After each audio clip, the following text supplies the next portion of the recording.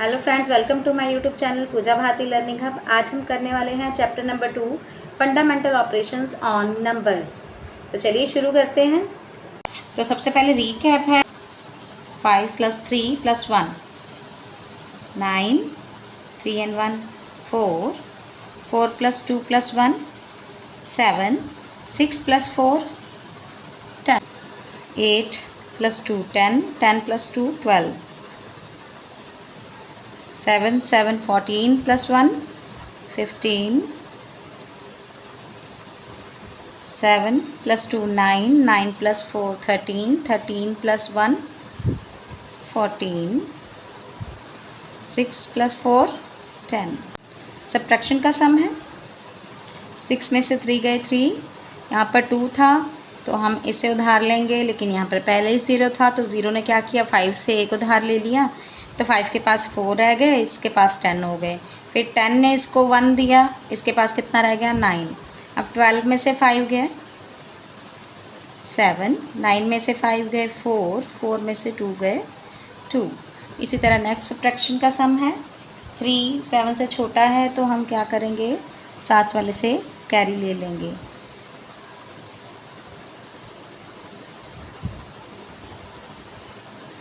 Six 5 3 7 में से 5 गए 2। अब नेक्स्ट सम है फिल इन द ब्लैंक्स। इधर ब्लैंक्स दी गई हैं। अब 115 + 327 = 327 इधर दिया है तो इधर क्या होगा, सिंपल सी बात है, यही वाली चीज़ जो उधर नहीं दी गई है वही होगी।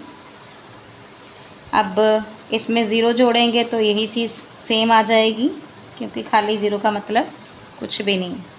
139 को 1 से मल्टीप्लाई करेंगे तो 139 एज इट इज़ आ जाएगा। अब 625 को 0 से मल्टीप्लाई करेंगे तो 0 आएगा, क्योंकि किसी भी नंबर को 0 से मल्टीप्लाई करते हैं तो आंसर हमारा हमेशा 0 ही होता है। 339 - 0, तो 339 में से 0 को अगर हम माइनस करते हैं तो हमारा क्या रह जाएगा 339, क्योंकि 0 का मतलब कुछ भी नहीं। अब 339 में से कुछ भी नहीं माइनस करना है तो मतलब ये पूरे का पूरा हमारे पास आ जाएगा। 119 डिवाइडेड बाय 119 तो क्या आएगा, सिंपल 1, क्योंकि 119 का टेबल 119 तक पढ़ोगे तो 1 ही आएगा। अब है आगे 128 डिवाइडेड बाय 16, 16 का टेबल कहाँ तक पढ़ेंगे, 128 आ जाए 8 तक। अब 720 + 500, अब 700 + 500 कितना हो गया 1200 और 20, ठीक है जी। अब चाहो तो उसको अलग से रफ में भी करके देख सकते हो। प्लस 10,000 डिवाइडेड बाय 10, तो सिंपल सी बात है, ज़ीरो वाला नंबर अगर डिवाइड होता है ज़ीरो वाले में से तो उसमें ज़ीरो कम हो जाती है जितनी की डिवीज़न में दी गई हैं। तो यहाँ पर 4 ज़ीरो हैं, 1 ज़ीरो कट गई, कितना बच गया 1000।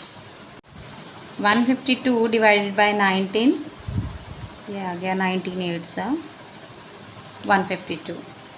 आगे है क्वेश्चन लेट्स डू, चलिए करते हैं। In a school there are 342 boys and 369 girls. How many total students are there in the school? अब क्वेश्चन वाले ने पूछा है कि बॉयज़ कितने हैं स्कूल में, इतने, गर्ल्स कितने हैं, इतने, और टोटल स्टूडेंट्स कितने हैं स्कूल में। तो हम क्या करेंगे, पहले तो हम स्टेटमेंट बनाएंगे। स्टेटमेंट के अकॉर्डिंग आपने स्टेटमेंट इस तरह से बनानी है नोटबुक में कि एग्जामिनर को क्वेश्चन पढ़ने की ज़रूरत ना पड़े, आपका आंसर देख के ही पता चल जाए कि उसने किस स्टेटमेंट के लिए क्वेश्चन सॉल्व किया है। जैसे कि मैंने यहाँ पे बनाया है बॉयज़ इन द स्कूल, ठीक है, 342 गिवन है। अब गर्ल्स इन द स्कूल, अब यहाँ पर मैंने डॉट डॉट इसलिए लगाए हैं ताकि इसका मतलब है कि ऊपर वाली चीज़ सेम यहाँ पर लिखनी है, क्योंकि एग्ज़ाम के टाइम पे आपको टाइम की शॉर्टेज ना हो जाए, तो जहाँ पर टाइम बचे वहाँ पे बचाना है आपने। Boys in the school 342, girls in the school, ये जिसके नीचे डॉट लगा है मतलब वही वाला वर्ड रिपीट हुआ है। गर्ल्स कितनी हैं 369। अब टोटल स्टूडेंट कितने हैं, टोटल स्टूडेंट सिंपली उसका प्लस कर लेंगे, प्लस का साइन लगा के 9 and 2, 6 + 4 + 1, 3 + 3 + 1, ये आ गया। सिंपली आपने इसी तरह से सम पहले भी किए होंगे, 4th क्लास तक आप इसी तरह स्टेटमेंट बना के करते आ रहे हैं। आपने प्लस माइनस जो भी किया है वो इस क्वेश्चन के लिए किया है, तो वो उस क्वेश्चन के सामने ही होना चाहिए ताकि एग्जामिनर को क्रॉस चेक करने में आसानी रहे। तो आपका ये आंसर आ जाएगा, उसके साथ में आपने लाइन बनानी है। जैसे कि हम अगला क्वेश्चन करने वाले हैं अभी। नेक्स्ट क्वेश्चन है part B. In a godown there are 459 bags of wheat and 813 bags of rice. How many bags are there in total? Statement आपको इसी तरह से बनानी है कि bags of wheat in a godown, bags of wheat in a godown कितने हैं आपके पास? 459। और बैग्स ऑफ व्हीट की जगह मैंने क्या लिखा? राइस, क्योंकि ये वर्ड चेंज था। इन ए गोडाउन सेम था, ये आ गया 813। अब टोटल बैग करने के लिए हम क्या करेंगे? एडिशन करेंगे, तो उसको इस तरह से लिखें। यहाँ पर रिप्रेजेंट करने के बाद मैं इधर रफ में इसके सामने ही प्लस करने वाली हूँ, 459 एंड 813।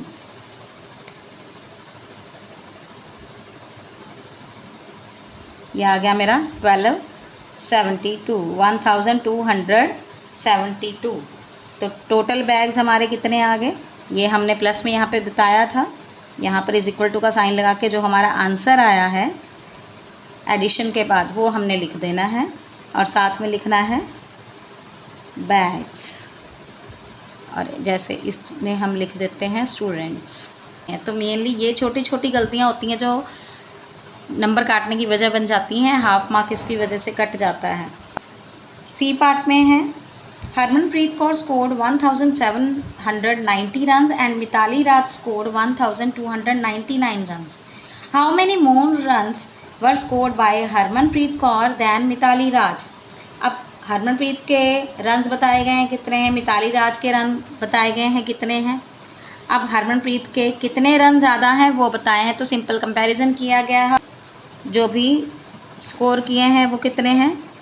1790 रन्स,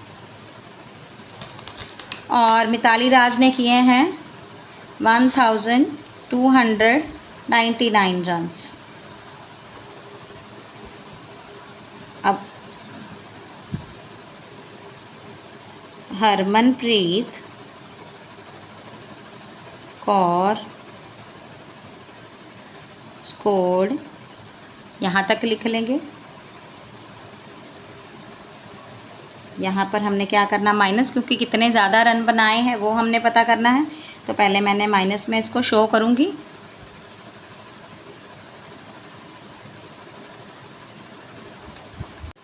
मैंने यहाँ पर इसको पहले सब्ट्रैक्शन में शो कर दिया है। अब मैंने जैसे यहाँ पर प्लस किया था साइड में, वैसे ही मैं माइनस करने वाली हूँ। आंसर क्या आया? Harmanpreet Kaur scored 491 runs more than Mithali Raj. Simple हमारे पास स्कोर आ गया कि उसने कितने ज़्यादा रन लिए थे। नेक्स्ट पार्ट है part D. Harpreet took 10,000 from his father and bought a cycle for rupees 3,540. How much amount is left with him? अब हरप्रीत ने अपने फादर से 10,000 रुपीज़ लिए थे, जिसमें से उसने एक बाइसिकल ख़रीदी है 3,540 की।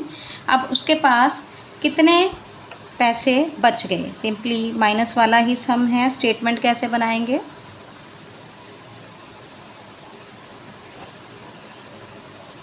Harpreet took from his father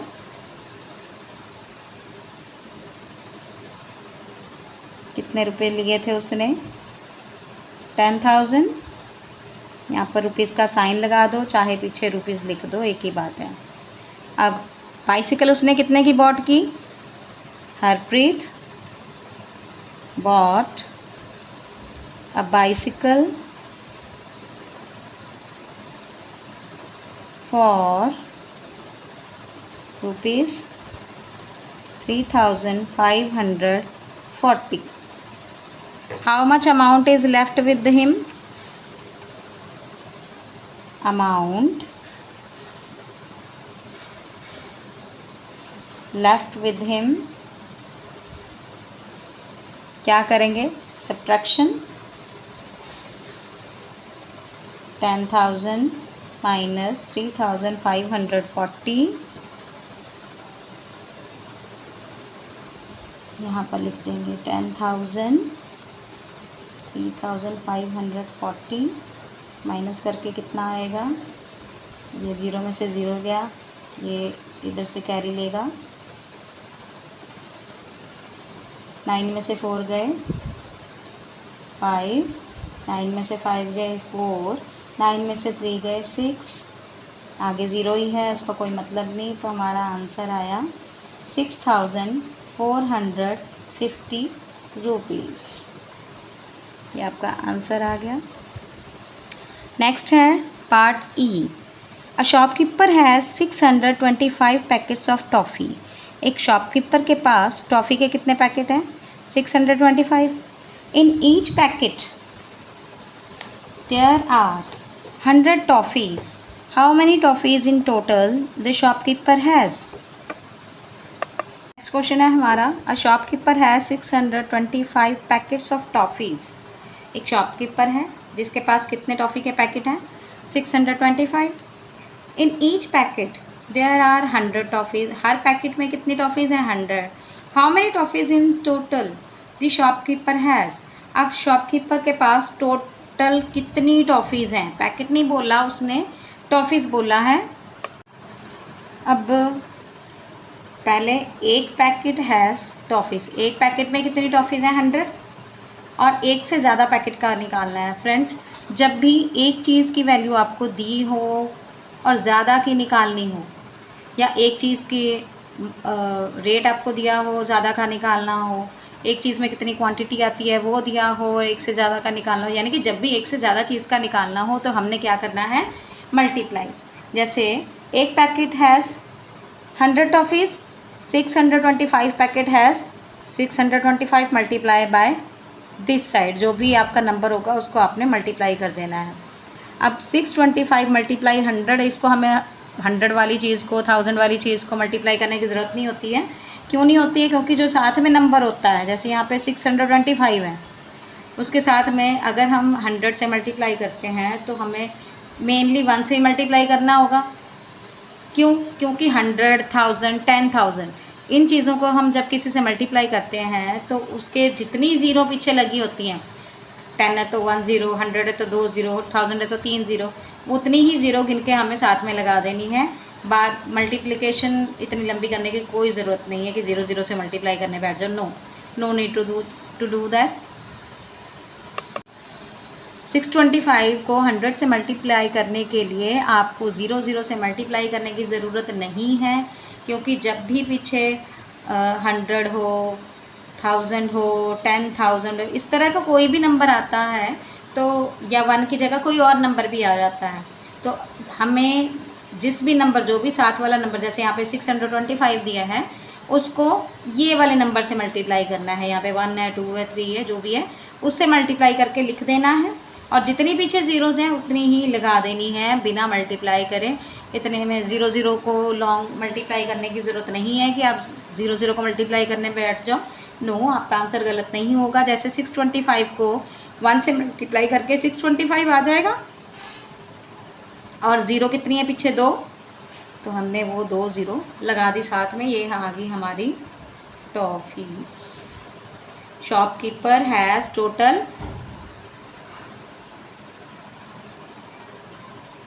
62,500 toffees. ये हमारा आंसर आ गया।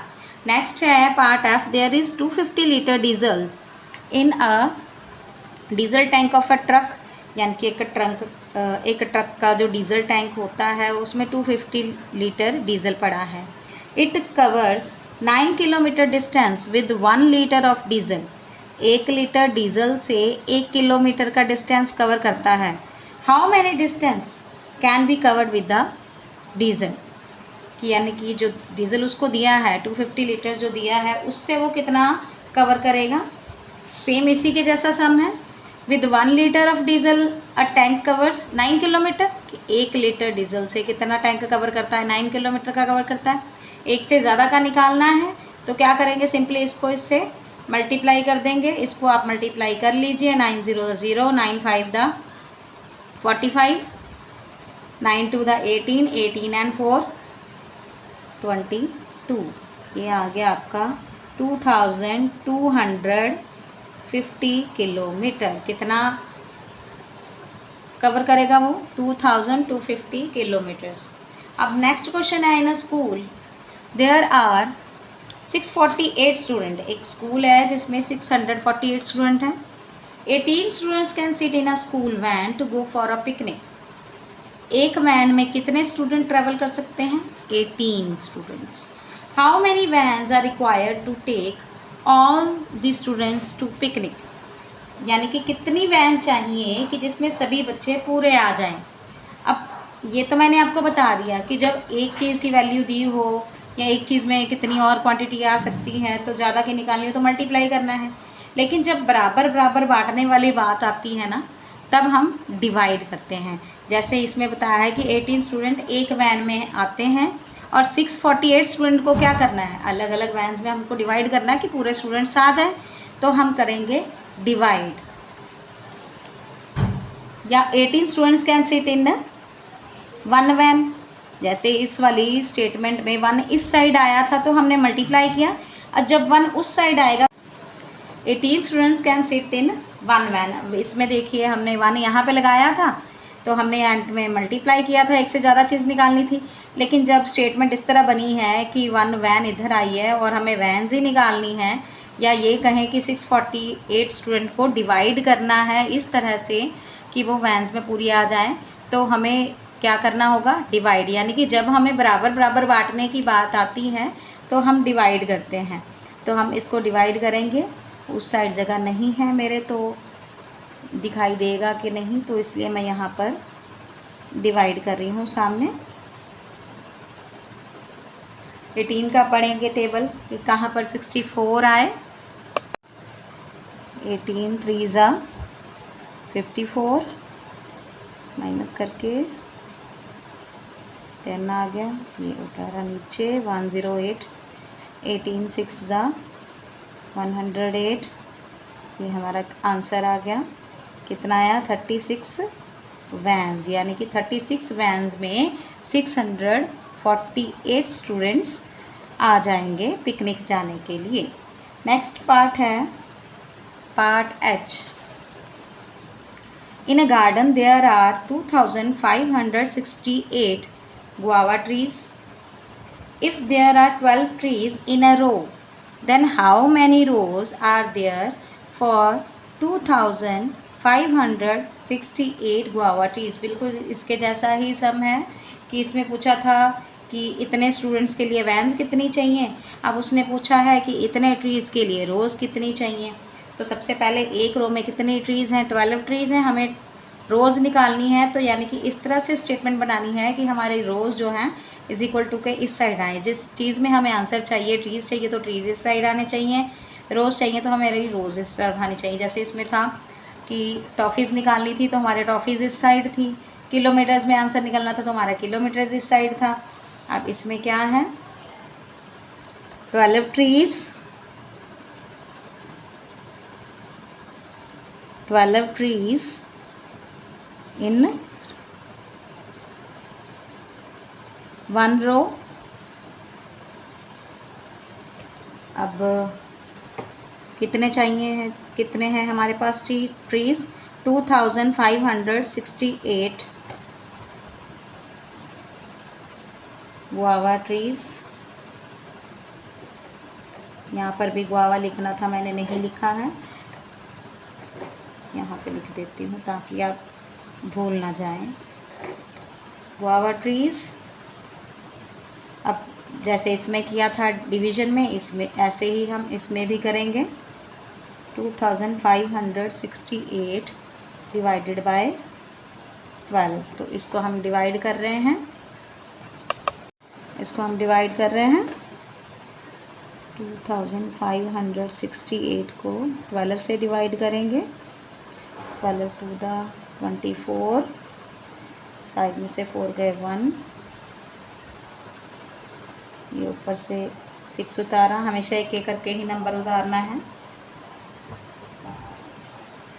ये तो आपने प्राइमरी क्लासेस में किया ही हुआ है।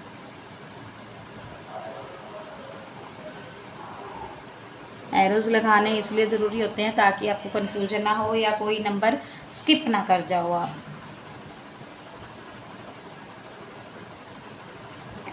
कितना आ गया? 214 रोज़ आपका आंसर आ गया। तो यहाँ पर आपकी जो एक्टिविटीज़ दी गई थी वो ख़त्म हुई हैं। मिलते हैं नई एक्सरसाइज के साथ बहुत जल्द। तब तक के लिए रिवाइज इट योरसेल्फ। अगर अभी तक आपने मेरा चैनल सब्सक्राइब नहीं किया है then please subscribe it and like, comment and share करना मत भूलिएगा। Thank you very much.